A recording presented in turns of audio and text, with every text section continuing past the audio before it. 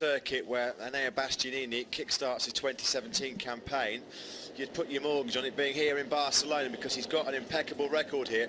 3 previous Grand Prix appearances and 3 podium finishes. Second in 2014, it was his first ever World Championship podium that day. Second from pole position in 2015. And 3rd last year. So yeah, what a time. No better time for Bastianini to fire a bit of momentum into his stumbling championship charge. Conditions really couldn't be any more perfect for a morning warm-up session. It's not too hot, but there's enough temperature in the track just for it to be a most pleasant ride out this morning and make some final tweaks. Dylan, a beautiful day coming up. Oh, absolutely. I think it's going to be baking hot this afternoon. I think the Moto3 guys, you could say, are probably going to be the luckiest because of their race start. It shouldn't be quite as warm, but nonetheless they do need to prepare for the bike moving around a little bit underneath them once this track gets a touch greasy. I think for now the main thing is just for some guys evaluating, do they think they could try and make that soft tyre last? I think there will be very, very few actually doing that, so it is more a case of just heading out there with a full tank, trying to see how the bike behaves, and just do a last minute checking on both front and rear tyre choices. Thanks for that, Dylan. We saw a thumbs up from Romano Fenati. He knew where his camera was on his bike, and some Fenati fans in the crowd as well. We're expecting big crowds here, as ever, in Catalunya, Matt. We've been coming here since 1992. Grand Prix Racing, sorry, has been racing here since 1992. So, yeah, big crowd expected. Yeah, not too shy of 100,000 fans expected to pack into this circuit to Barcelona, Catalunya. There's Marcos Ramirez. Good qualifying for him yesterday. He'll start from the back of that second row of the grid in 6th place. Now, can the Platinum Bay Real Estate KTM squad finally break their podium duck? They've been 4th in the last 3 Grand Prix. A combination of Marcos Ramirez and Darren Binder riding quite brilliantly of late, but just missing out on some pretty epic battles on the final lap. But both of them having a good run of form. Although Darren Binder, to be fair to him, Steve, hasn't really looked like he's been that sharp this weekend, down in 22nd place on the grid. He hasn't really delivered the kind of form that we've seen of him over the last couple of races. No, it's not worked out for him. Once again, he fails to deliver on a qualifying day, Darren Binder. But I suppose if you're a Darren Binder fan, the light at the end of the tunnel is that he's done all of his work from further back on the grid and has still managed to fight for podiums in the last 3 Grand Prix. So there he is on circuit, just there, number 40, next to Nicolo Bulega. We'll see how he gets on. He's going to need a good start, that's for sure. Tatsuki Suzuki on screen there, number 24. Well, it's looking really good for him. He does need to finish a race. It's 4 without points now, but again, he qualifies 9th on the grid, just as he did in Mugello in Argentina, equaling his best grid position. Yeah, he's got pace this year, Tatsuki Suzuki, but he just hasn't had a lot of luck. Those 4 successive non-point scoring finishes have actually been 4 DNFs in a row as well. He was running pretty well in Mugello. When he crashed out on the last lap, he's got Nicolo Bulega behind him as they drop down through turn 5. Dylan? Well, guys, talking about Nicolo Bulega, I'm down here with Pietro Caparara, the technical director of the Sky VR 4016. Pietro, you've been given some grid penalties, but I think even so, qualifying didn't go quite as planned. For the race, what improvements are you looking for this morning? Yeah, as you said, the qualifying was difficult for both riders, but for the warm-up we tried to make some changes, especially in the front, to improve the front feeling for both riders. They complain a lot about the bumps, because the bumps, especially turn 3 and turn 9, are a lot, so they are making some defect for our riding, and we try to improve in the warm-up. Hopefully for race will be better. What about these obviously hot conditions as well here? Not quite so hot for Moto3, but will tyre life be a problem for you? At the moment, no. We made a simulation yesterday with both riders, where it's 22 to 23 laps. The tire consumption was okay, so the temperature does not make any big changes for us. The problem is to find a better feeling to make a faster lap. Hey, Pietro, thank you very much. Thanks for that, Dylan. Here's Gabriel Rodrigo, back from injury, and this very much a home race for Gabriel. He lives in Barcelona, the Argentine, and he got his season best, actually, 11th place on the grid. So, nice work for Gabby. He was battling for podium here last year, but bit off a bit more than he could chew ultimately. And we just saw a moment ago, whilst Dylan was talking there to Pietro, that a couple of wildcards to bring to your attention: Vicente Perez and Aleix View. Aleix View riding for Alex Rin's 42 Motorsport KTM. He's got a nice touch on the side of the bike. LS39 always, remembering the late Louis Salom, who we sadly lost here in Catalunya last year. Our thoughts still with him. And speaking of Louis Salom, he still remains the only, blimey, just as we talk of him, he's gone down. Salom remains the only rider to have won a race here in Catalonia on a KTM. Aleix View at least is okay, he's up. Just crashed over at turn 2. It's a fast place to be going down that. Yeah, he's almost had a few barrel rolls through the gravel. He's lost his visor. Just a wrist, horrible high side. out from behind him. There goes the visor flying off into the distance. Bradley Smith had a big crash at turn 2 yesterday.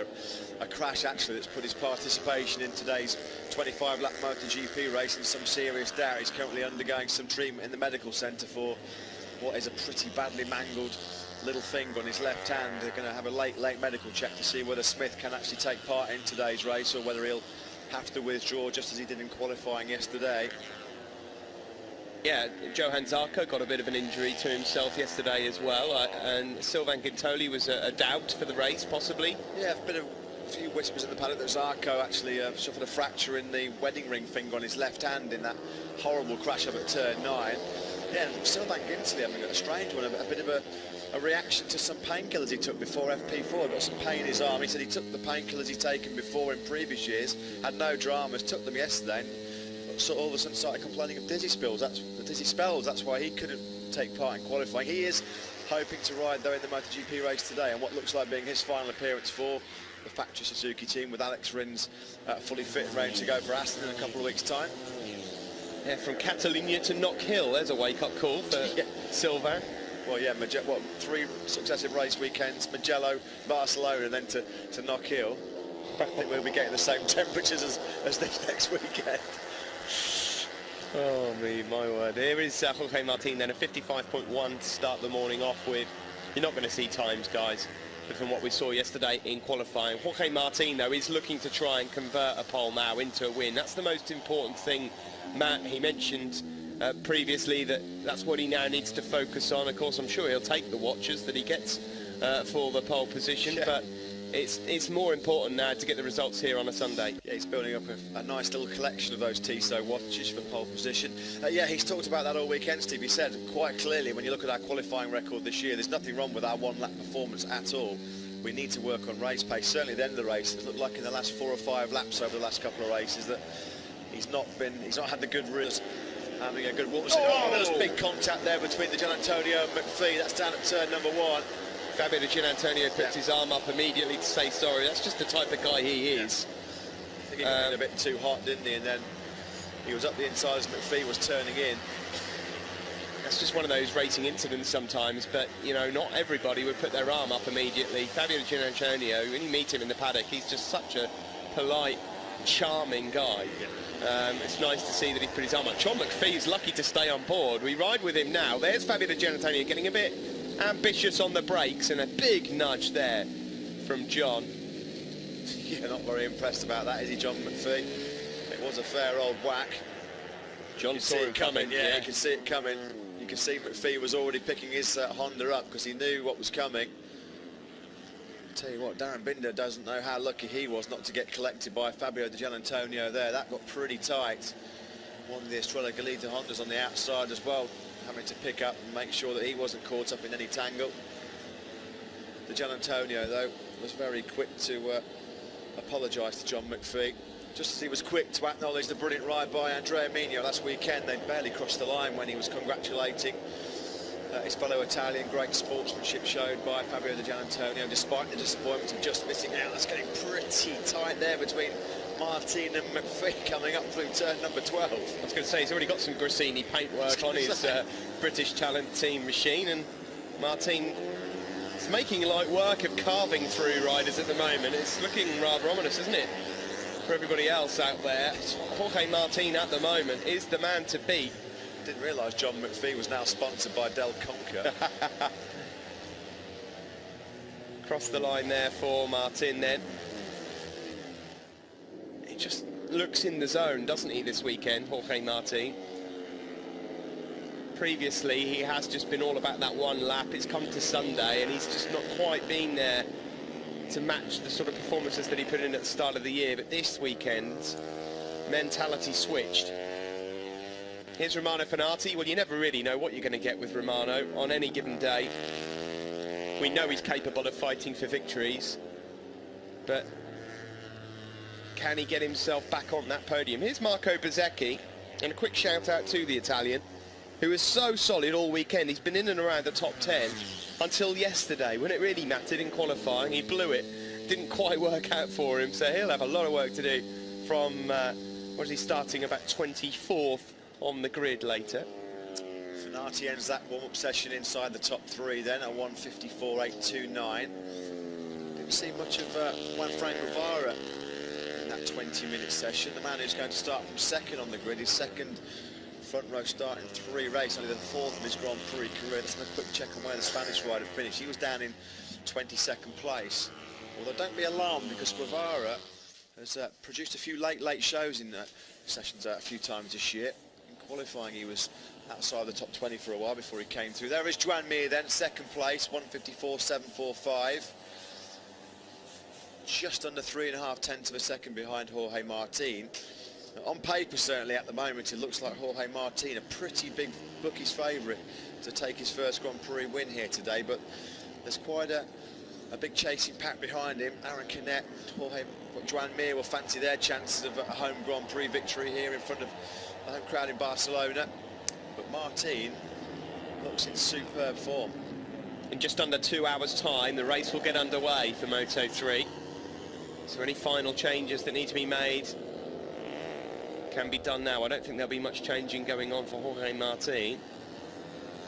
Here we see a replay of Martin going across the line, and then I don't know if he shakes his head or he's happy with himself. I think he's just pumped up, basically. Yeah. I think he knows, Steve. He's got a motorcycle underneath him that's working like a dream this weekend. And if he's just been able to eke out a little bit more cheer, then you've got to say that he might take some beating a little bit later on this morning. Looking through the sector times from qualifying yesterday, it wasn't one sector in particular he was good at, it was every sector. Everybody else seems to just be struggling by 2 tenths or 3 tenths in one of the sectors around this Catalunya circuit. Martin was in the top 2 on every single sector time sheet. So warm-up done then for the Moto3 field here in Barcelona. Glorious sunny skies.